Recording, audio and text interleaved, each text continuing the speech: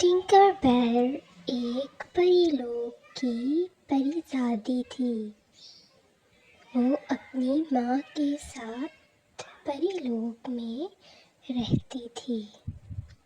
اس کی ماں اس سے بہت محبت کرتی تھی اور وہ اور اس کی ماں پری لوگ کی ملکہ کے ہاں اکثر کام کرنے جایا کرتی۔ اس کے والد بھی ٹنکر بیل سے بہت محبت کرتے تھے اور بادشاہ، ملکہ اور ان کے خاص لوگ بھی ٹنکر بیل کو بہت پسند کرتے تھے، کیونکہ ٹنکر بیل بہت محنتی تھی جو اپنے چھوٹے سے گھر میں رہتی تھی۔ سارا دن اپنے دوستوں کے ساتھ کھیلتی، مزے کرتی۔ لیکن اس وقت ان کے حالات بدلے جب ٹنکر بیل کے والد فوت ہو گئے اور ٹنکر بیل کو اپنی ماں کا ساتھ اکیلے ہی دینا تھا۔ ٹنکر بیل بہت محنتی ہونے کی وجہ سے مشہور تھی اور اپنے چھوٹے سے گھر کو بہت سجائے رکھتی۔ ہر کسی کے دل میں ٹنکر بیل کے لیے ایک خاص جگہ تھی۔ ٹنکر بیل کو ہر کوئی بہت پسند کرتا کیونکہ وہ بہت چلبلی اور نٹ کھٹ تھی۔ اس کے بہت سے دوست بھی تھے، لیکن ان کا ایک دشمن دیو بھی تھا جو کہ ٹنکر بیل کے پڑوس میں ہی رہتا تھا۔ اس کی ٹنکر بیل کے والد سے دشمنی تھی اور ٹنکر بیل کے والد کی وفات کے بعد وہ اس کی ماں کے پاس آیا اور بولا کہ ٹنکر بیل کے والد نے مجھ سے کچھ پیسے ادھار لیے ہیں اور وہ مجھے واپس کرو یا تو میں ٹنکر بیل کو اپنے گھر کی ملازمہ بنا کر لے جاؤں گا۔ ٹنکر بیل کی والدہ نے بہت کوشش کی کہ وہ ایسا نہ کرے، لیکن وہ دیو ٹنکر بیل کو لے گیا اور اپنے گھر میں لے جا کر اس کو ملازمہ بنا دیا۔ ٹنکر بیل اس کے گھر کے سارے کام کاج کرتی۔ صبح سے شام تک اس کے گھر میں ٹنکر بیل نوکرانی کی طرح کام کرتی اور اس کی ماں اس کی یاد میں بہت اداس تھی۔ دیو کو ٹنکر بیل کے آنے سے بہت آسانی ہو گئی تھی۔ پہلے اسے اپنے گھر کے سارے کام خود کرنے پڑتے، لیکن اب ٹنکر بیل کے آنے سے اس کا کام آسان ہو گیا تھا۔ ٹنکر بیل اس کے گھر کے صحن کی صفائی کرتی، باغیچے کا خیال رکھتی، گھر میں ہر چیز کی صاف صفائی سے لے کر کھانا پکانا اور ہر طرح کی جھاڑ پوچھ کرنا، پانی بھرنا، کھانا پکانا، دودھ ابالنا، غرض یہ کہ ہر طرح کا کام ٹنکر بیل نے سنبھال رکھا تھا۔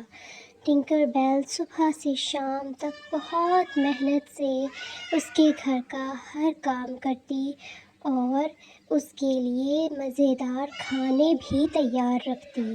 دیو جو سارا دن درخت کی چھاؤں میں لیٹتا اور ٹنکر بیل اس کے لیے مزے کے کھانے، پکوان، گھر کی صفائی، پودوں کا خیال، ہر کام کرتی۔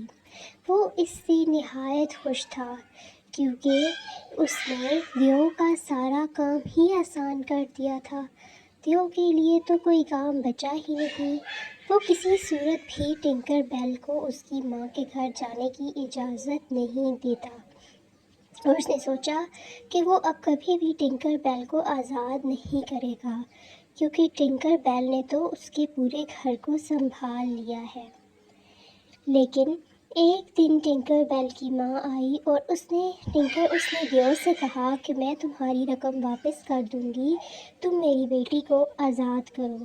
لیکن دیو نے صاف منع کر دیا اور یہ کہہ دیا کہ ٹنکر بیل اب ہمیشہ میرے پاس میرے گھر میں ہی رہے گی، کیونکہ ٹنکر بیل نے میرے سارے کام آسان کر دیے ہیں۔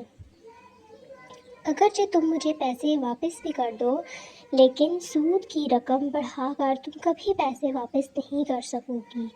ٹنکر بیل کی ماں بہت پریشان ہوئی اور روتے ہوئے گھر واپس چلی گئی، کیونکہ دیو نے تو اب اصل رقم کے ساتھ سود کے پیسوں کا مطالبہ بھی کر دیا تھا، اور ٹنکر بیل کو بھی یہی لگا کہ وہ اب ساری زندگی دیو کے گھر میں ملازمہ بن کر ہی رہے گی۔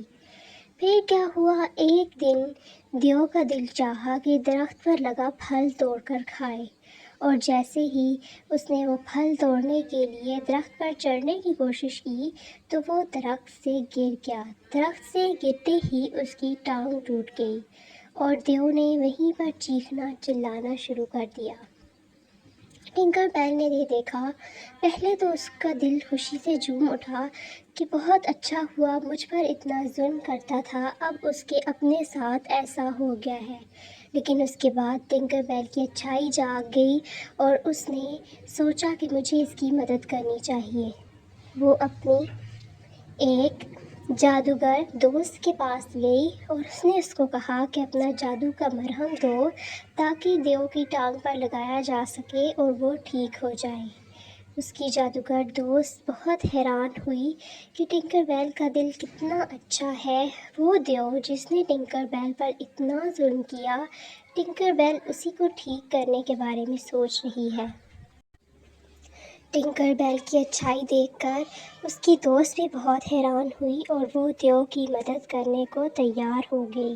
ٹنکر بیل اپنی دوست کو لے کر گئی اور اس نے جادوئی مرہم لگایا۔ جادوئی مرہم لگتے ہی دیو کی ٹانگ بالکل پہلے جیسی ٹھیک ہو گئی، اور دیو بہت حیران ہوا کہ وہ ٹنکر بیل جس پر اور جس کی ماں پر میں نے بہت ظلم کیا، وہ میری جان بچانے کو تیار ہے۔ اس نے ٹنکر بیل کی ماں سے معافی مانگی۔ ٹنکر بیل کی ماں کو بھی وہ اپنے ہی محل میں لے آیا اور اس کو ٹنکر بیل کو اپنی بہن بنا لیا، اور اس کے بعد ٹنکر بیل اور اس کی ماں دیو کے محل میں ہنسی خوشی زندگی گزارنے لگے گئے۔